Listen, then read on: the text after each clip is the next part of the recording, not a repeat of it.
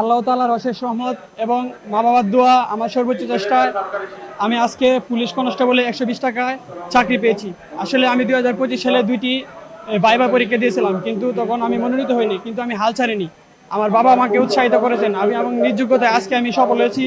আমি অনেক নিজেকে গর্ববোধ মনে করেছি এবং আমি তার সাথে ধন্যবাদ জানাচ্ছি নেত্রকোনা জেলা পুলিশ সুপার জনাব তরিকুল স্যারকে এত সুন্দর মেধার ভিত্তিতে সবাইকে মনোনীত করার জন্য ধন্যবাদ। আমি মাইমুনা আক্তার জলি। আমার বাবা একজন কৃষক। আমি আগেরবার পরীক্ষা দিয়েছি, উত্তীর্ণ হতে পারি নাই। এবার পরীক্ষা দিয়েছি, আল্লাহর রহমতে উত্তীর্ণ হয়েছি। সকলের কাছে শুকরিয়া, সবাই আমার জন্য দোয়া করবেন। 3টি মাঠে ফার্স্ট ওয়েটিং এ ছিলাম, সেকেন্ড ভাইবা আমি তৃতীয় মাঠে উত্তীর্ণ হয়েছে। আলহামদুলিল্লাহ, আমার অনেক ভালো লাগতেছে। নাম মোহাম্মদ কামরুল ইসলাম। আমি সরকারি শিশু পরিবার নেত্রকোনায় তাকে আমার ছোটবেলায় আমার বাবা মারা যায়। বাবা মারা যাওয়ার পরে আমি সরকারি শিশু পরিবারে লালিত পালিত হয়েছি। সেখান থেকেই আমি নেত্রকোনা সরকারি কলেজে পড়া অবস্থায় বাংলাদেশ পুলিশ বাহিনীর নিয়োগ দেয়। সেখানে আমি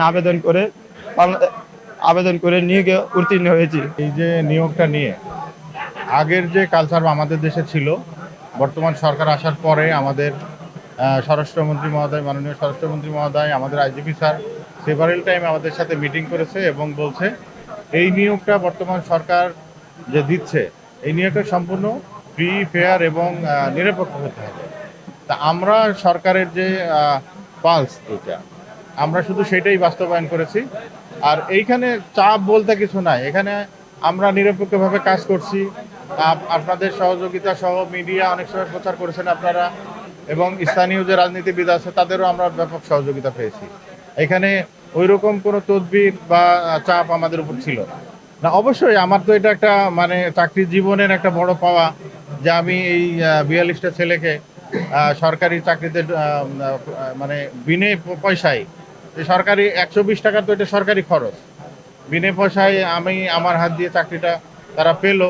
এটা আমার জন্য একটা অন্যতম একটা প্রাপ্তি। একদম ফেয়ার চেষ্টা করেছি এবং আমরা সাকসেসও হয়েছি।